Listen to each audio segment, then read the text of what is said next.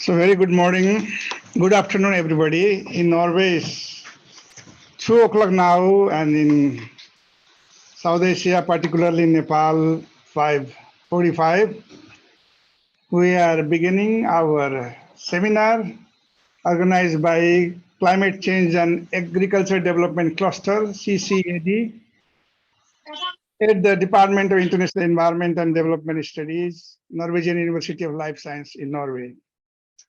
Today, we have a special guest from Nepal, from Kathmandu University, Professor Bal Chandra Luitel, who will be giving his seminar and on transformation and how we can use transformation in the context of education, empowerment, and also in the context of what kind of shift in cognition and consciousness is required in the rapidly changing world.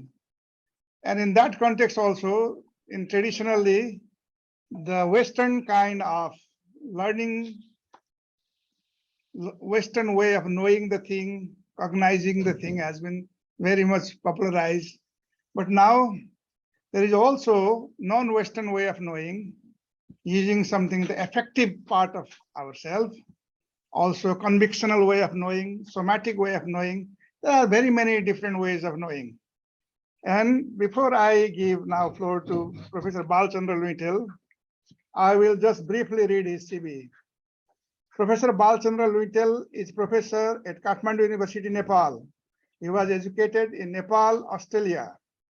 As well as Luitel has been using Eastern wisdom tradition and Western-induced critical social theories to promote multiple forms of knowing in his pedagogical practice, such as conceptual, reflective, critical, and creative imaginative kind of knowing. He leads Transformative Educational Research Group in Nepal in Kathmandu University and is a vice chairman of the International Transformative Education Research Network. This is a consortium of transformative educational research working in different universities across Asia, Africa, and Oceania. One of the goals of Dr. Luitel's pedagogical practice is to embrace transformative learning for promoting the agency of teachers, educators, and researchers who can work as change agent for sustainable future.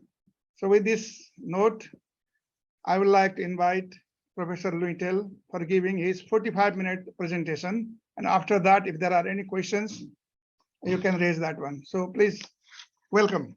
Okay, thank you. Thank you very much, Professor Bishal Sitaula. Thank you. Thank you very much for this opportunity. As Professor Bishal Sitaula already introduced, who I am. Actually, I work in teacher education, and my background is math education. And then I kept on working in areas. Recently, I've been working in areas such as what we call STEAM education. STEAM education refers to a interdisciplinary approach to research and practice in education. I work with teachers, especially those who are working already, having a number of experiences. In today's presentation, I'm sharing an aspect of my pedagogical practice. Okay? So, once again, thank you very much for being here. We have a group from Nepal, part of the ongoing collaborative activity with colleagues at NMBU. Thanks to Professor Sitaula, Professor Sherry Bastian. I can see Linda Jolie. Thank you very much for being here.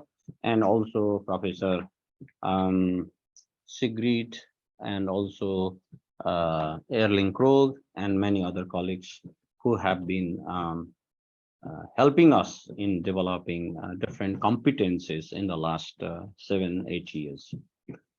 I can see Professor Peter Taylor there. Thank you very much. And you have so many things to contribute to develop this perspective, so thank you once again.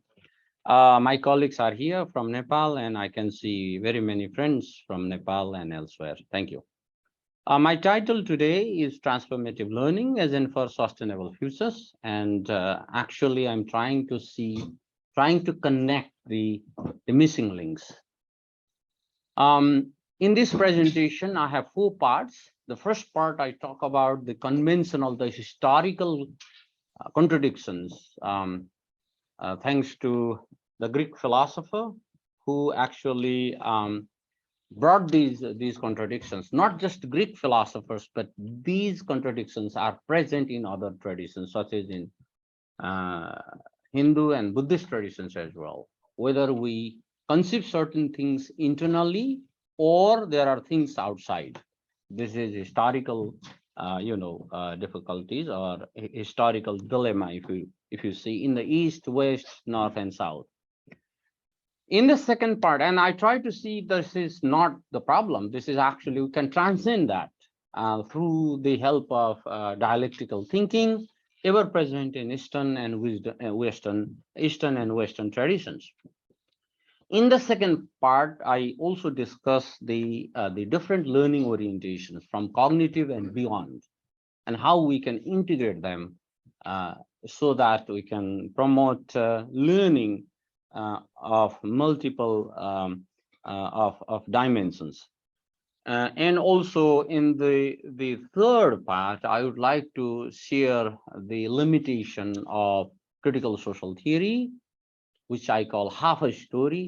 And then second half a story is how we can focus on self and how we can integrate both the structural transformation side as well as the autobiographical side. And finally, how these can come together in order to address these missing links, which is a way to go for sustainable future as far as education is concerned. This is my argument, and this is how I share today.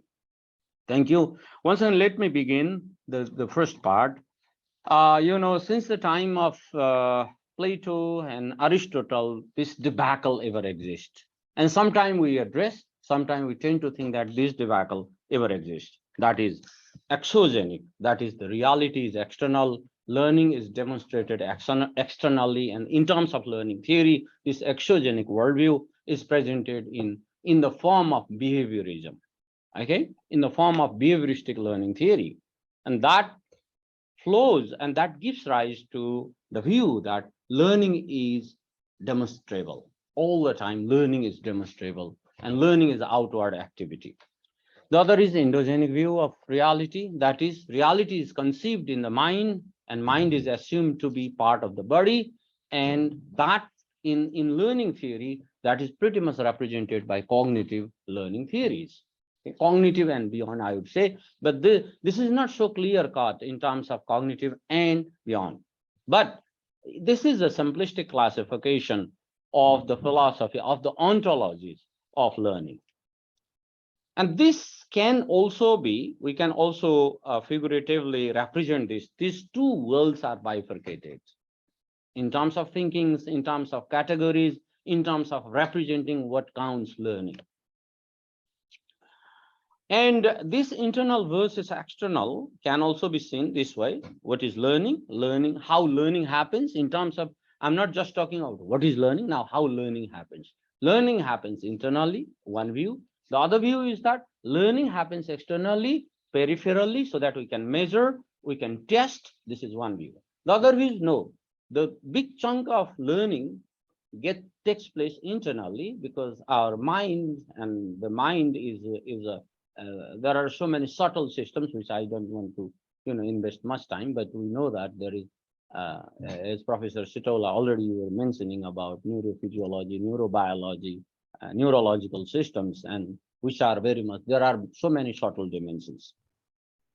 So in that, I just jump quickly then. So how do we deal with this internal versus external in terms of conceptual, logical kind of dimension?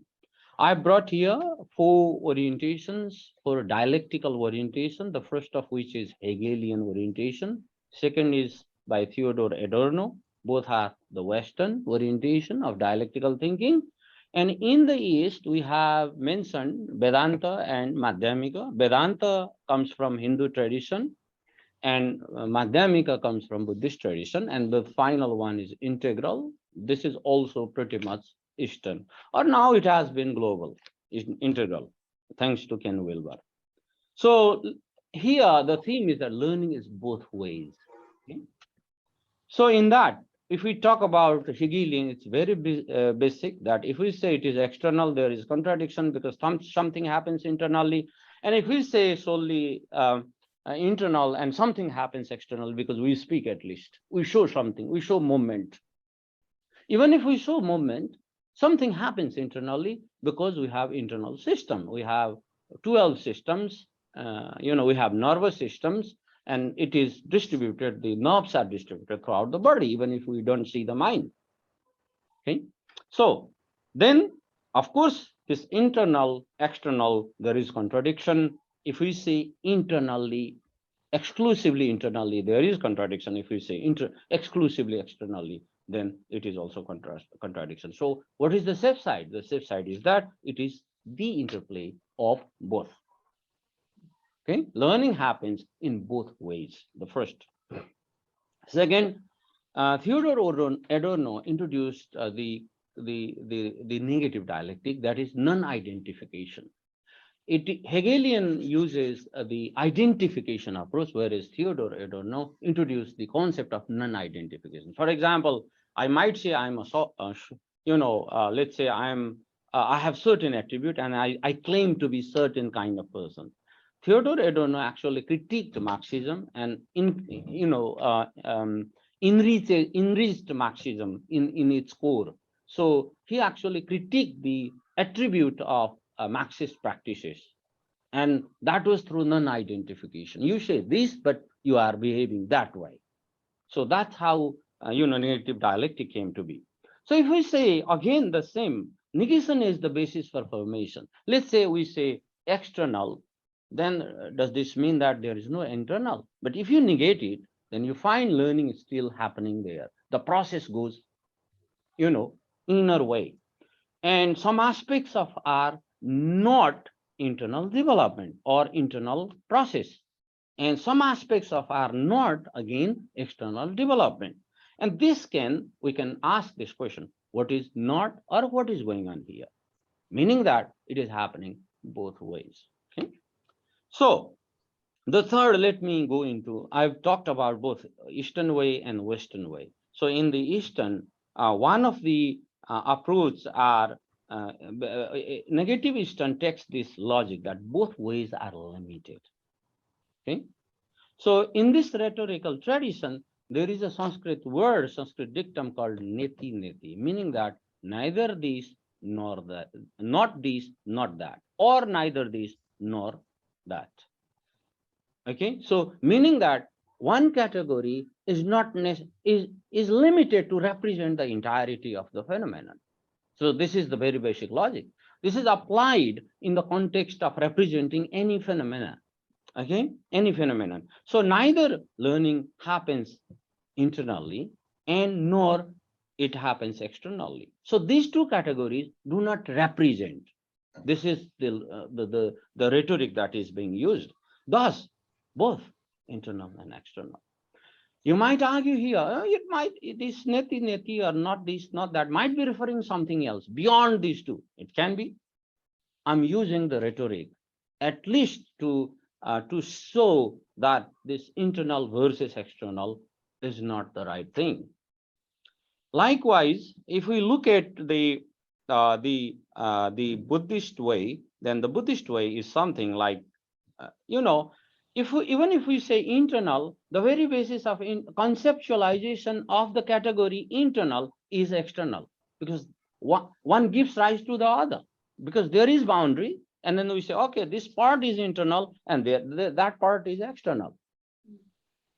So this dependent co-arising is another concept. This actually challenged the single category approach to conceptualization.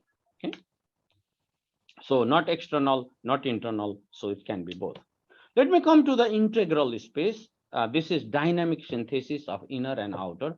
Of course, there are similarities between integral, between negative, negative Adorno, Hegelian.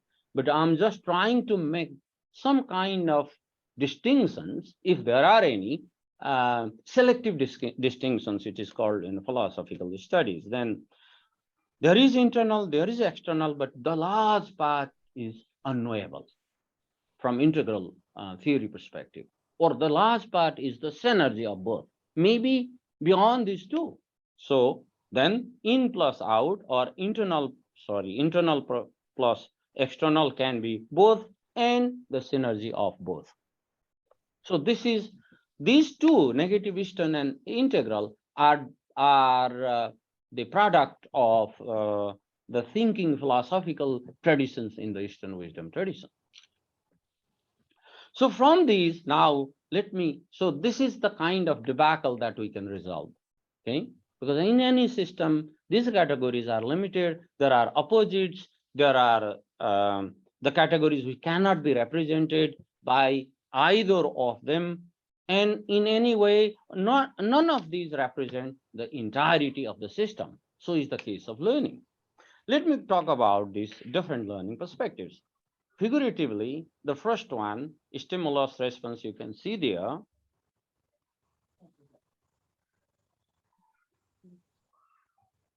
Okay, is it because of the no, internet is here? I think something is going on in there, maybe the time, or yeah.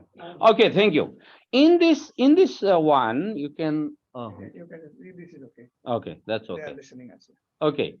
In this representation, I try to, now I see now learning, let's come to us, learning theory. This is part 2, I suppose, different learning perspectives. So one is that, one is stimulus response that is represented by more of exogenic view, and cognitive process is driven by or represented by endogenic process. But within endogenic process, if we consider this as internal kind of system, probably this internal versus external has no is not representing the reality of learning or learning theories. Now let me, is coming. Okay, so now let me then introduce the next one is internal, even within the extension of cognitive system is the convictional learning. That learning, one is to acquire knowledge, to know this, to develop understanding. The other is to act out. That is convictional knowing, convictional learning. That you have conviction, you have determination to change. So this is second part. Okay, can you see? Okay. Okay. In the third, and then the third within, beyond cognitive, the second convictional, and the third, yes, it's coming. And the third is, I would say it is like somatic, that your body involves. It is not just cognition, it is not just cognitive, it is not just convictional. Now it is somatic. Now you act out, you perform, you work in the world, you deal with people, you intervene, you reflect. So you become more active now. Whole body becomes active. So this somatic side has to do with more of vision, more of action, more of reflection, more of praxis side. Okay. So then now we have ranges of perspectives of learning theory. And this is where I come from. I am a practitioner. Although I teach, postgraduate students, I have to do a lot with theory, deal with theory, but I am a practitioner. I'm a practitioner educator. So I use range of these perspectives. But if we limit behaviorism versus cognitivism, then the story would remain incomplete. That would be untransformative for me. Yeah. So I miss because of this one, So in different learning approaches, we have these two initially. This is our initial understanding in endogenic versus exogenic versus endogenic.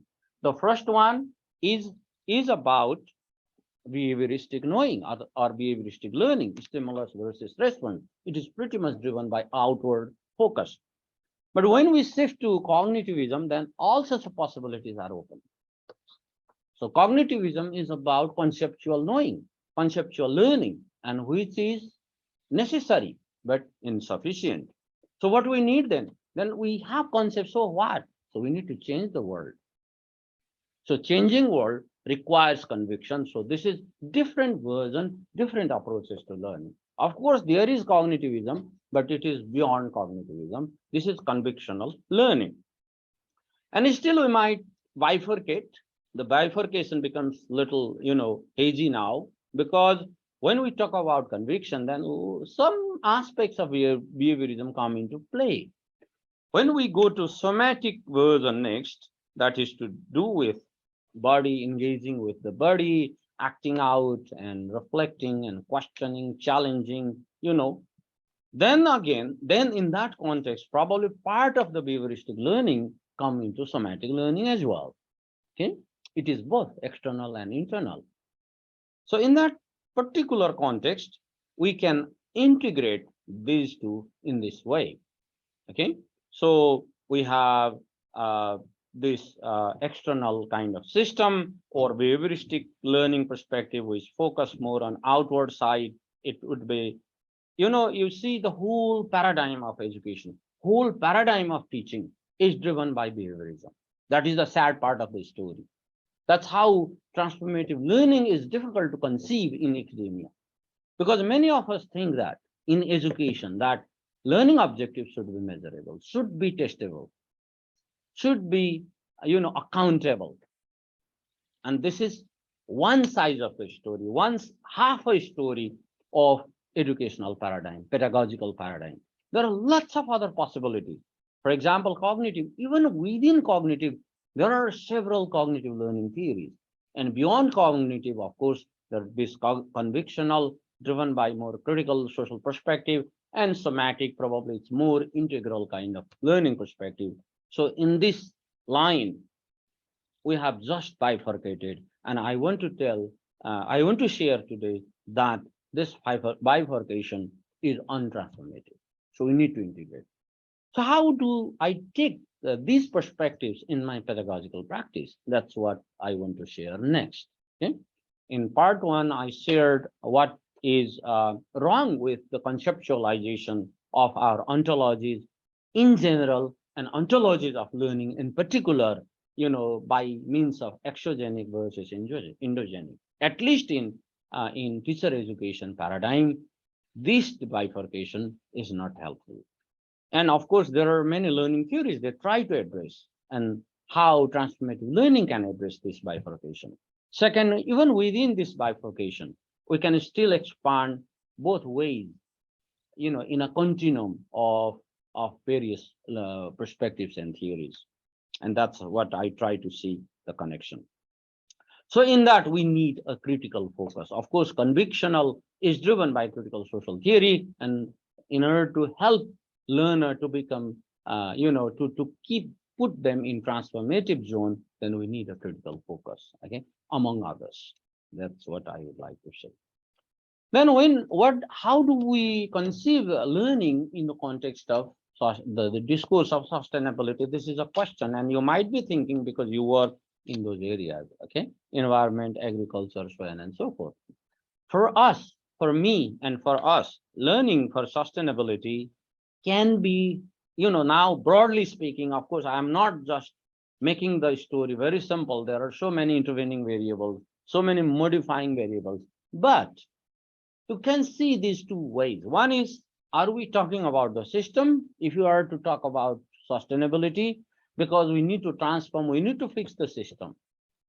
We need to fix the system so that we reduce the pollution, we reduce the plastic use, we reduce carbon emission. That's fine. That's one side. Or we can reduce the chance of war, we can reduce the chance of terrorism, we can reduce the chance of global calamities if we fix the system. That's one side of the story. But what is missing here, the individual agency, the quality of that individual agency is missing. We cannot simply, because when we say system is very much outward. So we can measure, we can see, how the system is functioning. There are several tools and techniques that how we can measure the system. As far as self is concerned, we need to invest more. So that's what I'd like to, say. So, and back in 2019, Peter Taylor and I co-edited a book, Research at Transformative Learning for Sustainable Futures and Global Vision, Voices and Visions. And these are the papers, the chapters come from our research at Kathmandu in Nepal, Pakistan, Indonesia, Africa, Australia, and many other that part of the world. Okay, so the book I think is available from Brill Sense website. I think you can get it from there, or you might have in the library. Let me begin the half a story, one half a story. That is part 3. First part we challenge, we talk about endogenic exogenic debacle and that how it can addressed by the dialectical, various forms of dialectical thinking, mainly the Western and critical and Eastern negative or Eastern Vedanta and Madhyamika tradition by the help of these two.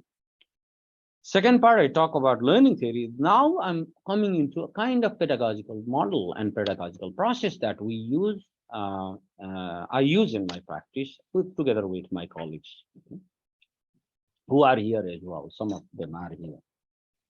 We know this finger pointing approach. If I say this means the metaphorical meaning of this, even literal meaning, these all are bad and I'm good. That's one story. But actually this is not. As long as we point finger to others, these 3 fingers point to us. Okay, so this is the analogy. Thanks to Peter Taylor who introduced this concept. Okay? So this is okay. There's something wrong there. Let me begin again. Then let me just share this one. Can it be seen? Okay. Okay, I'll say no worries. Okay, can it be seen? Is it moving? Is it moving? Okay, so sorry about the problem there. Probably there was something with the presentational aspect of the slide. Okay, so I did this one and okay. So in the next 15 minutes, and even I try to finish early so that we can have dialogue, conversation. Okay, so I was talking about this finger pointing, and here I have created a border kind of thing that we are talking about this part of the story.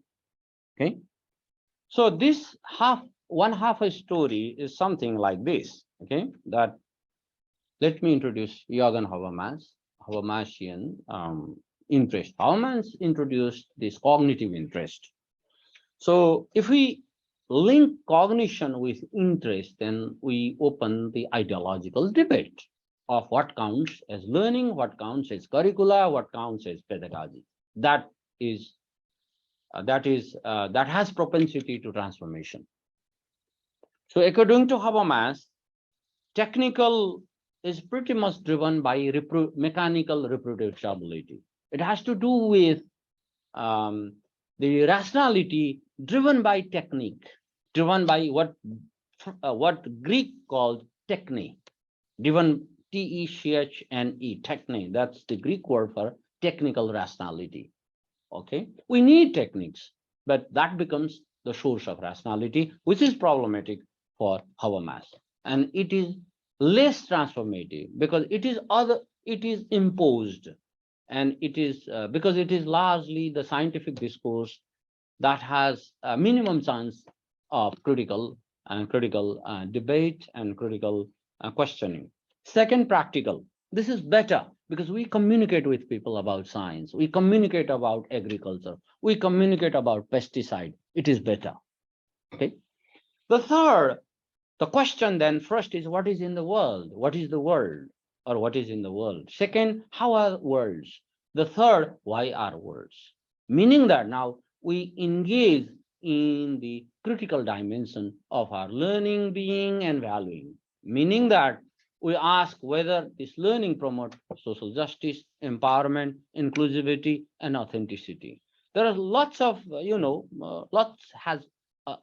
number of papers has been written around this theme of emancipatory interest, whether the learning has emancipatory interest or not. What it does, it also focuses the inner dimension, but it does little less than the external dimension. It raises finger, it points finger to the world where there are lots of these systemic deformities, systemic absurdities and contradictions.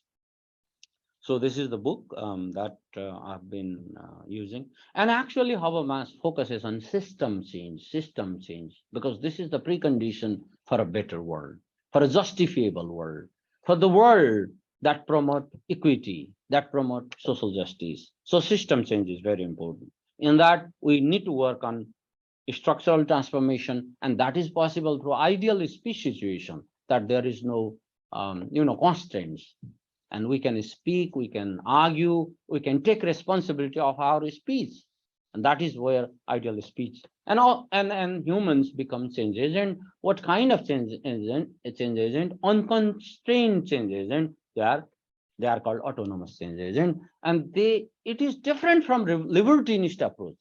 Libertinist approach is different from this emancipatory interest. Here they have responsibility and they are autonomous. Paulo Freire, the second person that we draw a lot, especially this part. Okay? Paulo Freire's approach is pretty basic because there is a context of operation. We need to be aware and we need to raise our consciousness, which is called critical consciousness. But the question here, this is very good because Paulo Freire draws from liberatory theology, and even he talks about theological sociology or something like that in his basic earlier books. But the problem or the issue here, Paulo Freire said that transformation is not eidos. Eidos is a Greek word. Eidos means the perfect idea. Transformation or critical pedagogy or consensitization is not eidos. It has to be context specific. There has to be a number of tools, techniques, and approaches. We need methods in context. So for that, we need, and especially pedagogy of the operation, chart that statement. If you repeat or reproduce Paulo Freire, you won't be transformative, you won't be critical, you won't be raising consciousness, you will be reproducing. So for this, especially moving from this change in status, if you have reactive awareness, then you change the status. You know who is oppressor. But again, what to do with that status? You need to move further in order to transform, in order to raise your consciousness. In there, you need to require lots of methods and approaches where we can draw, where there is a quality of self, where there is an importance of quality of self. What type of self is there? That self is very important. Those subjectivities are very, very important. What type of subjectivities we need or intersubjective space we need. So I think this is the first part of the story. And how about this then? So the first half of a story tells us about the entitlement, sense of entitlement. We have rights, rights to justice and so on and so forth. But what about responsibility? What is the second part? Because who is going to change? It's not that easy as I equated this way, but in terms of this narrative that I'm presenting here, it's sort of part one and part two. Part one or first half is, yes, we need to improve the system. But who helps improve the system? Who is responsible? Us, human change agent. There is one assumption, very compelling assumption, that human can change themselves and they can change others. This assumption makes us think about transformation, makes us think about transformative learning, makes us think about personal transformation. We do not remain the same. But how do we take that change? Vygotsky outlines it, and many other Vygotskian authors write how the ontological shift is needed, that we are changed. We are not just the consumer, but we are the change agent. We are not just have the sense of entitlement, but we also have the responsibility for the world. So how can we do about that? The other half of story today I'm sharing is coming from these three fingers, these three fingers. So what do these three fingers? I mean, metaphorically speaking, they're pointing to us because we are part of the system.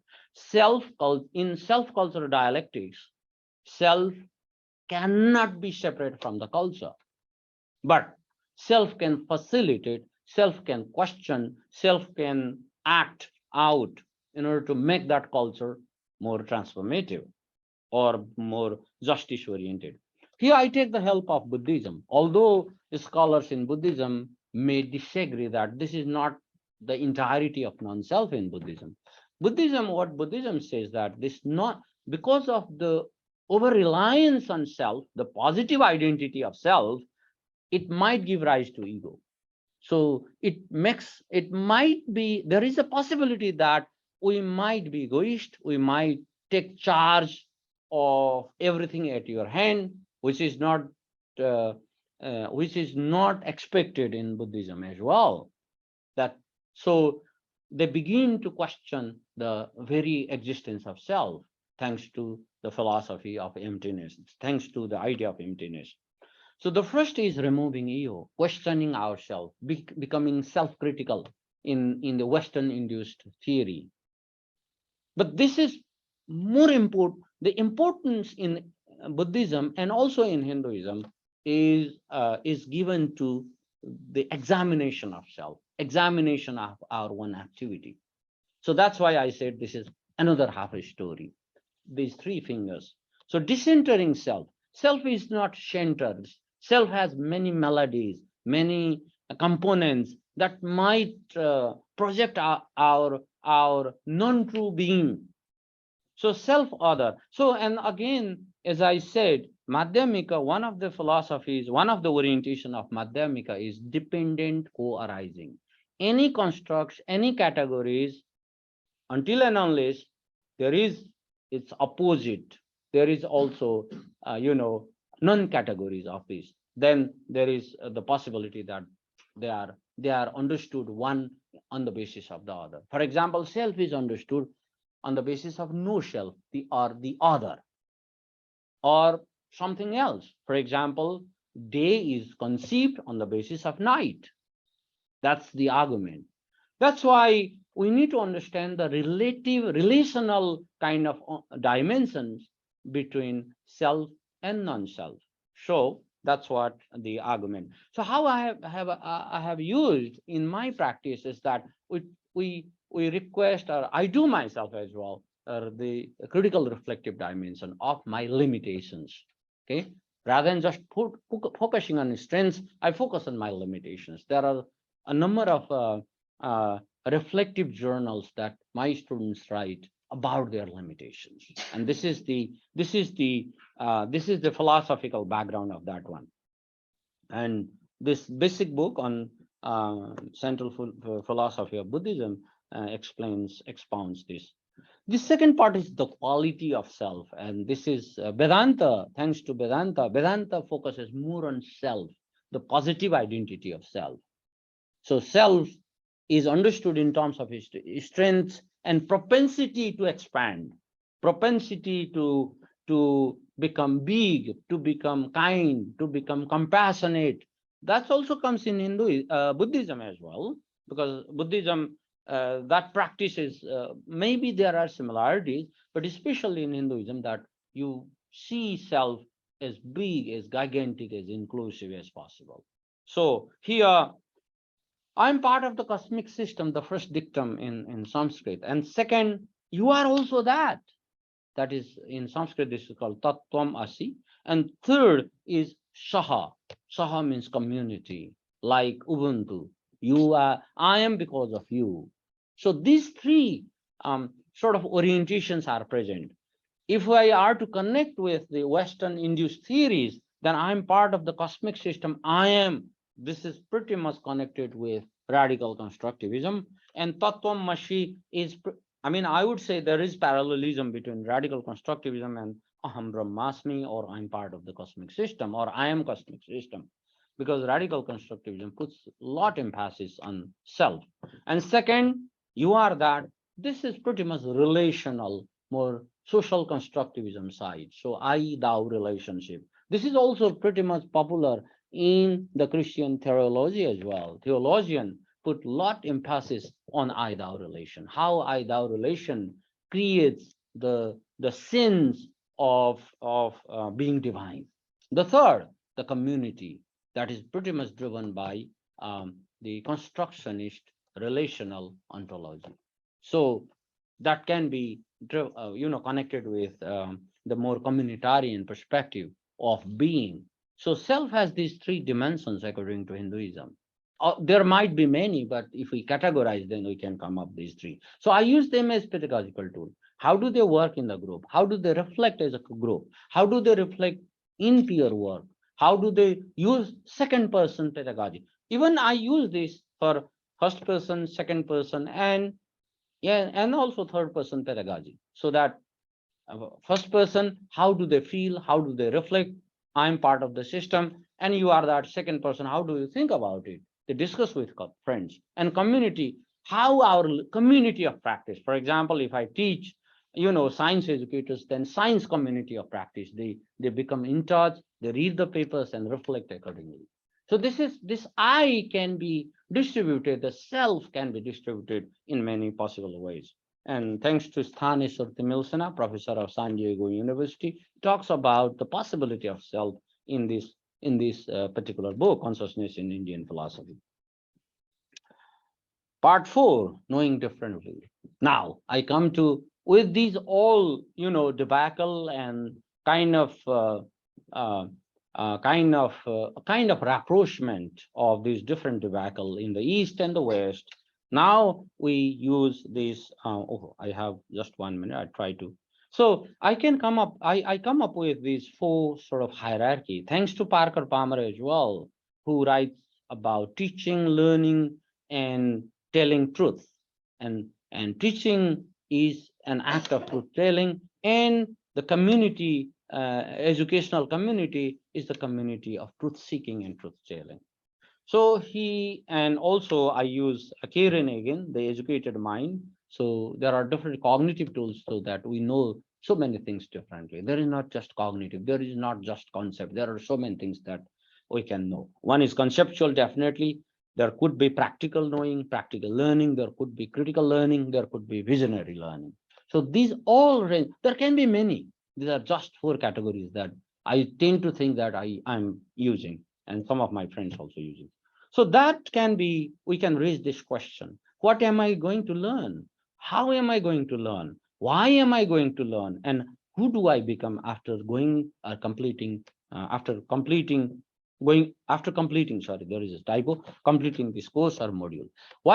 This is very basic question. These are very basic questions. Many people ask, what am I going to learn? All people ask. If your students come to your, course first time, what is your course? What is my course to study? What am I going to learn? What concepts, ideas, theories, perspectives am I going to learn? That's everyone asks this question. Second question, how am I going to learn? Probably many people ask, but not all. Why am I going to learn? Probably few people ask. But very important question, very existential question of learning and even teaching. Who do I become after completing this course, after going through this course? Who do I become after teaching this course? Even teachers, we do not ask. So thanks to Parker Palmer, the courage to teach, exploring the inner landscape of teaching life. And I can see the philosophical dimension of Eastern wisdom tradition are integrated in these 4 questions as well. Let me quickly go through this one. What am I going to learn? There is in one Upanishad, Prashna Upanishad, there is a question, what is in the universe? What question? What is? The questioner, the seeker asks this question, what is in the universe? What planets or, creatures are there? And here in modern time, we ask this question, what am I going to learn? And then by this, we are referring to structure, or what Piaget calls schema. Probably we try to see the relation between concepts, and we try to see the effect of one over the other. This is more of conceptual learning, and which is almost 95% of our curricula. Whereas the remaining part is largely missing. So how I practice this in my teaching, these are the journals that my students should reflect. I also use this conceptual learning quite often. Probably 50% of it I use it, or for at least 40%. But I also use practical learning. In that, we focus on methods, procedures, approaches, and this is about being in the world, with people. This is what we call practical learning. Okay, in practical learning, the question, how am I going to learn? How has the universe evolved? That's the question of method, question of process, a little bit meta compared to conceptual learning. So this is how they are going to write. Please respond to the following question while accomplishing the, was your learning approach as a high school and university student? How did your learning? So this is pretty much, reflective. So they reflect, they question their one practice. Critical. In critical, we talk about justification, we talk about justice, we talk about agency, we talk about empowerment. These 3 dimensions are very important in critical learning. Why am I going to learn? Is known this question, why has the universe existed or evolved? That's the question in Upanishad. And in critical learning, critically assess your role as a teacher who just wanted to get things done or finish the course without paying attention to a student's perspective. What disempowering forces. So they would going to analyze their own, lived contradictions that might preclude them becoming a critical, reflective, empowering teacher or teacher educator. And the final is visionary learning, values, assumptions, and beliefs. And this is, who am I becoming? This is about vision of myself, vision of the community, vision of their school, vision of their community of practice. So who am I in the universe? That's the question raised by Nachiketa with Yama in Kathopanishad. And that probably 1500 years, no, 25 years before Buddha, that question was asked by a seeker. Again, we are asking the same question. Parker Palmer is helping us to ask the same question. Who am I becoming after going through the course, concept, and idea? There, for me, this is the learning. I won't say ultimate, and this is somehow tentatively the final learning for teachers, for teacher educators. For me, I think this is very important, even for, even those who are doing any other courses, who they become. And this part, of course, this part is very difficult. It's not easy. We need a lot of activities, and so there's a book by John Marcus, edited by John Marcus, Spirituality and Sustainability. It talks about personal sustainability, self-sustainability, in terms of imagining future, in terms of envisioning future. So these questions are still relevant, and this is published in 2022. And then again, in responding to the journal tasks, you may refer to specific views about different facets of such and such. So place for you, imagine without constraints. Dream about a classroom where you become the key person of yourself. There is no vice chancellor, there is no rector, there is no dean, there is no resource constants. So how would you do? How would you develop your curricula? So that's how I help, imagine. So finally, this conceptual learning is pretty much driven by scientific approach, you might say, and practical is more reflective practice. they experience and they bring their experience in the practice. And critical is about questioning, sorry, there is a typo again, and challenging the status quo of the system and self.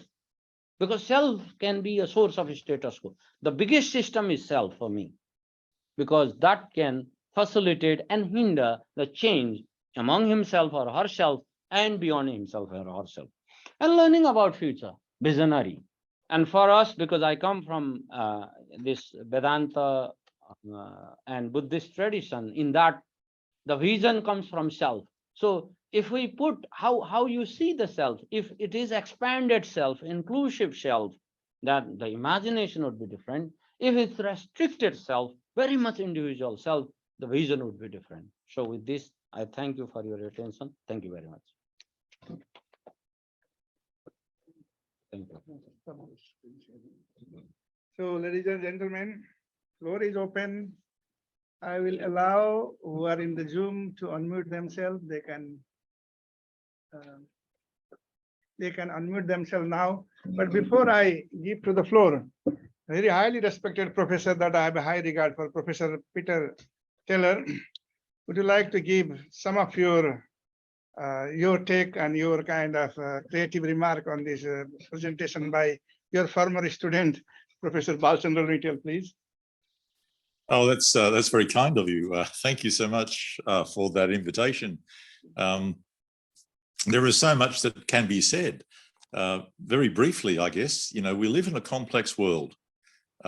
It's a problematic world, and we need complex solutions to solve these problems. If we want to go beyond the Anthropocene and all the global crises that we're currently living through, that we need to be educating people with certain qualities that enable them to find complex solutions. So learning itself becomes a very complex process. And I think what Bal has just demonstrated is the complexity of his pedagogy that he brings to bear with his students in not just in the teacher education programs at Kathmandu University, but also in outreach into community schools and colleges around Nepal. And what's particularly noteworthy and of great value is the relationship that he is now demonstrating with your university in Norway and the outreach and the international collaboration. So there is so much value in what I've just been listening to with Bal's presentation. I'll just leave it there. Okay, thank you very much. Thank you, Peter. Now, the floor is open for here and also any of the participants from the Zoom. There are just microphone hanging there so they can hear those who are in the Zoom, and of course we hear you, all of us who are here. So please, floor is yours, and you can hear again. Sure. I can respond if there are any questions. Yeah. You might post your those Zoom participants. You might post your questions on. And with this, I also what I do is that I stop the recording so that